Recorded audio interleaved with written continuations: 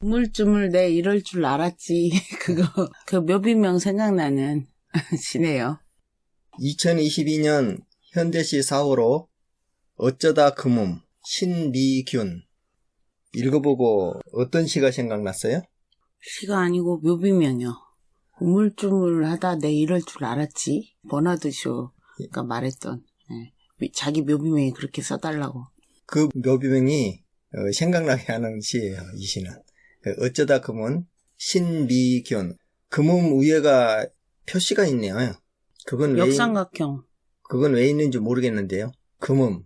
아마 노인이라는 뜻에다가 더 강조를 하기 위해서 자꾸 금음이 더 밑으로 내려간다. 아래로. 죽음으로 가고 있다. 네. 금음이 끝트리가 끝인데 그보다도 더 암흑으로 들어간다. 그래서 그 금음이 노인이 죽음으로 가고 달이 죽음으로 가고 캄캄한 어둠으로 가고 하는 거. 그것을 표시하기 위해서 역삼각형을 그렇게 하지 않았나 그런 생각이 드네요. 어쩌다 금음 신미균 알지도 못하면 가만히 있으라고 말한다. 아들이. 노인이 판단력이 좀 떨어지고 하니까 아들이나 젊은 사람들은 지금 요즘 세대들이 뭐 하는지 모르잖아요. 그러면서 그렇게 간섭한다고 짜증내고 그런 경우가 많이 있잖아요. 그런데 이것은 아들뿐만이 아니고 그 젊은 세대, 젊은 유행, 그리고 새로운 물결로 유행하고 간 것에 대해서 잘 알지도 못하면서 물어보기도 하고 그리고 또 간섭을 하려고 그러고 그런 것에 대한 이야기인 것 같아요. 그러다 보니까 세대차가 난 거예요. 완벽하게. 네. 지금 60대 이후, 50대 후반에서부터 60대 이후의 세대는 정확하게 그 산업화 시대에서 지금 20대나 30대들의 생활하고 거의 완전히 단절이 되어갖고 있는 생활이에요. 60대, 70대 같은 경우는 그래도 시골에서 자라고 이런 사람들은 그 배고픈 시대를 좀 알거든요. 그때만 하더라도. 그런데 그 세대를 넘어간 그 이후에 태어난, 그러니까 한 80년대 이후에 태어난 아이들 같은 경우에는 그거 거의 모를 거예요, 아마. 그래서 알지도 못하면 가만히 있으라고 말한다, 아들이. 이건 이제 세대 차이를 이런 식으로 말한 것 같아요. 그래서 가만히 있다 보니 어둠이 내려왔다. 그래, 그럭저럭 그렇게 참고 지내다 보니 어느새 나이가 들어서 어둠으로 가야 될 세월이 다가왔다. 내려왔다. 저승사자가 이제 내려오기 시작한 거예요. 어둠이 내려왔다. 어둠도 입을 닫고 가만히 있었다. 늙은, 나이 들어서 아무 할 일도 없이 온 세월, 그 세월, 그 어둠이 입을 닫고 가만히 있는 거예요. 침묵을 하고 살았다는 것이죠. 가만히 있던 나와 벽 사이에 풀이 돋아났다. 이렇게 가만히 있다 보면은 내가 뭐가 아무것도 아닌 것 같잖아요. 그러니까 그 가만히 있는 벽 사이, 그 세대와 세대 사이에 있었던 그 벽들, 내가 지금까지 침묵했던 그 벽들, 거기에 풀이 이제 돋아나기 시작한 거야. 나도 할 말이 있어. 어쩌고 저쩌고. 이게 이제 너무 심하게 가면은 결국에는 치매도 되고 그러는 거거든요. 불만이 너무 많아지면. 그 사이에서 풀이 돋아나듯이 할 말이 있는 거야. 조그만 말이라도 할 말이 있는 것이죠. 노인들도 다. 소외되고 그런 생활에서. 그래서 가만히 있던 나와 벽 사이에서 풀이 돋아나. 그러면 그 풀이라는 것은 이것이 할 말이 있지만은 서로가 소통을 할 수 있는 풀은 아니에요. 그러니까 잡초 같은 거죠. 잡초같이 무성해져. 서로가 네. 벽이 더 멀어져. 이 안에서는 자기 안에 쌓이는 풀이야. 이것은. 네. 그리고 그쪽은 그쪽 풀이고. 그래서 장마철에 마당이 풀로서 활짝 다 덮은 것 같이 그런 것이지 이 뿔이 어떤 역할을 하는 것은 전혀 아니에요. 창밖에 바람도 지루한지 딸까닥 창을 흔든다. 자기 말고 타자. 네. 타자가 자기를 대변하듯이 저렇게 바람이 딸까닥 자기를 대변하고 있는 거야. 그 달과 바람이. 그 무생물이잖아요. 자기하고 전혀 관계가 없는데 자기를 투영해서 거기다 달래고 있는 거야. 노인의 그 지루한 삶, 그리고 지금까지 살아왔던 것에 대한 회한, 이런 것이 바람에 묻어가지고 창을 흔들고 있고 내 말을 대변해 준 것 같이 그렇게 하고 있는 거야. 창밖에 달과 바람이. 달도 모르는 게 너무 많아 미안한지 오늘 밤은 어디 숨어 보이지도 않는다.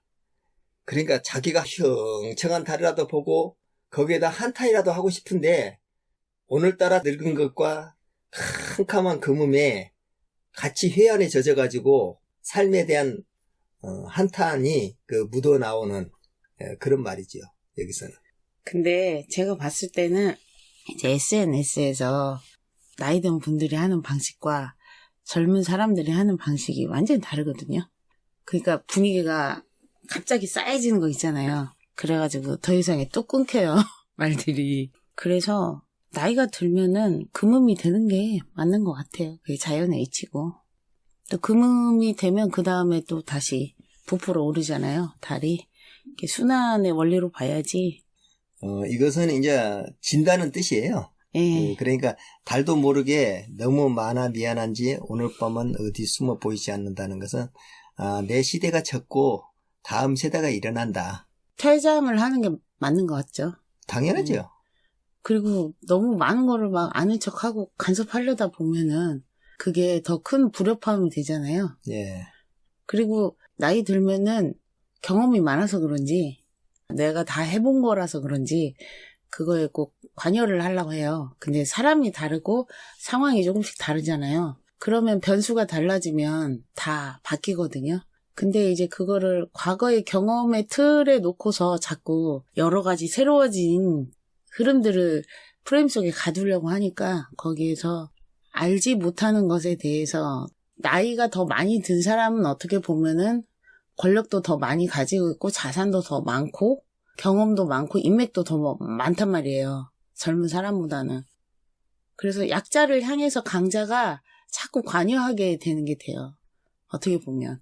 자기 그룹 내에서 강자들은 강자들끼리의 그룹 내에서 확실한 실현을 하는 게 낫지. 강자들이 약자를 더 배려하는 게 맞는 것 같고 정치나 뭐 그런 거는 오히려 청년 호소인들이 더 난리치는 것 같아가지고 눈꼴 사나울 때도 참 많구나. 정말 아무것도 없으면서 너무 아는 척을 많이 한다. 또 그런 생각이 들기도 해요. 과도하게 설치는 느낌이 들 때. 예. 그러니까 전문직이 될 수 없는 사람들이 그쪽에 가가지고 그냥 자기 한 자리 해보겠다 그렇게 보이는 부분이 많이 있어요. 그분들이 하는 거 보면은. 환경도 그렇고 무슨 뭐 여러 가지 분야 있잖아요. 패미들이 뭐 그런 분야라든가 이런 것들이 그냥. 아니 우리 정치권에서 그 청년 정치를 키워야 된다 약간 억지로 나는 키운 거 네. 그건 나 별로 좋아하지 않아요.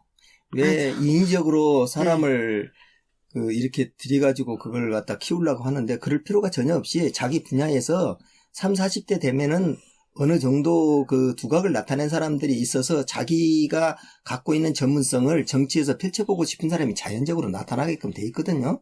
그런 사람들을 끌고 오면 되는 거예요. 그래야지 그 정치의 반영도 되고 민생이 더 좋아지고 그런 것이지 미리서부터 가서 여성운동했다, 페미운동했다, 대학생들부터 그 학생운동했다 그런 사람들이 이걸 갖다가 다 이끌어갈 수는 없는 거예요. 그게 다 이거 선동질밖에 안 돼. 나중에 가서요.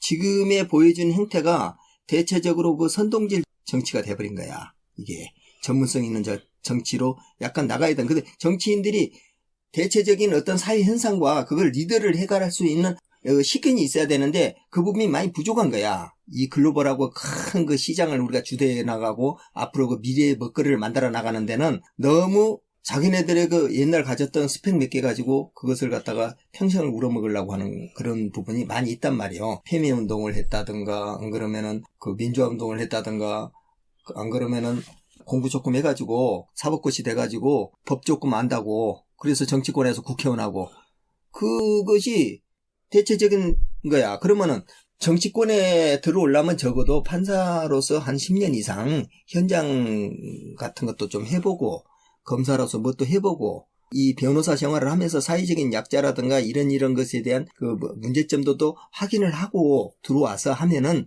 조금 더 나을 건데 내 그 변호사 조금 하고 뭐 좀 하다가 그냥 정치권에 갑자기 그냥 좋은 공천 받아가지고 국회의원 되고 물론 그 어리고 젊은 사람들이 그 자리를 들어가는 것이 나쁜 것은 아니에요. 그런 정도가 되려면은 깜냥이 안 되는 사람들이 가갖고 설쳐대니까 이게 보기 싫은 거죠. 왜 그래. 저래 저러고. 아니, 그것은 네. 이제, 나이 많은 사람이 봤을 때는 아무 상관없어요. 왜냐면은 그거 같이 밑에 사람도 키워야 되니까. 그런데 같은 동료 입장에서 봤었을 때는 그룹들 있잖아. 20대면 20대, 30대면 30대. 걔네들 그룹으로 봤었을 때는 뭔가 모르게 큰 혜택을 받은 것 같은 거야. 공정에서 벗어난 것 같은 거야, 그것도요.